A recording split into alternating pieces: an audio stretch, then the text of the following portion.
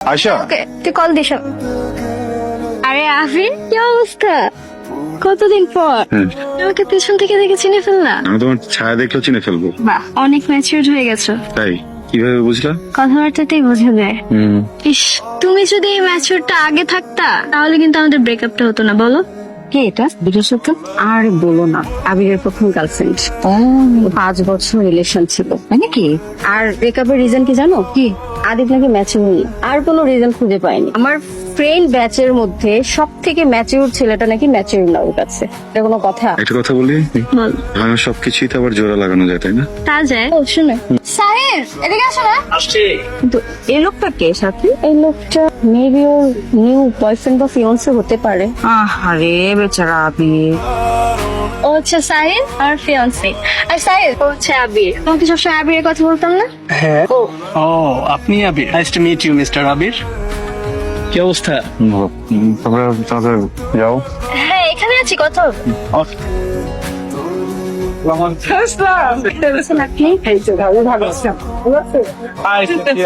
High. এই শুভ, এদিকে আমার শাড়ি কুচিটা ঠিক করে দে তো। এদিকে আসবে, এদিকে আসবে। এই যে পাচ্ছেটা, এই পাচ্ছেটা একটু টান দে, টান দে। হ্যাঁ, ব্রো, এক মিনিট। হ্যাঁ। আর ও তো সিনথিয়ার ফিয়ান্সে। ফিয়ান্সে মানে সিনথিয়াকে বিয়ে করতেছে? আরে এক্স হওয়ার কথা ছিল, বাট সিনথিয়া ওকে পছন্দ করে না, তো তাই আর হয়ে ওঠে না। এক্সকিউজ মি, হাম্বার মতো তার এক্সকিউজ মি বলতেছেন কেন? কি স্যার? আমার একটা ফেভারিট দরকার। জানি তো, জানেন? কি জানেন? ওই সেম পেপারটা আমারও দরকার। আমার কি ফেভার দরকার সেটা আপনি কিভাবে জানেন? ফেক করতে হবে তো, ফ্যামিলিকে বুঝাইতে হবে যে দুজন ঠিক হয়ে গেছি, ঝগড়া টগড়া সবকিছু শেষ। হ্যাঁ, made for each other, refill দিতে হবে, জানি এটা। ওকে, জানলে ভালো। তাহলে আর আমার এক্সট্রা করে বলার কোনো প্রয়োজন থাকলো না। আপনার কেন ফেভারটা দরকার? আমার এক্স হাতে করে একটা লাগেজ নিয়ে ঝুলতেছে, ফিয়ান্সে কোথাকার, এমন একটা ভাব নিচ্ছে মানে ওরই ফিয়ান্সে। সারাক্ষণ হাত ধরা করার কি আছে? আমার সাথে রিলেশন ছিল, কই আমার হাত ধরে করতো না সারাক্ষণ? আমি খুব জেলাস ফিল করছি তো, ওকে নাই সেম জেলাসের একটা স্যান্ডউইচ বানা টাস করে গালে একটা জেলাসি বসে দিল। রাইট।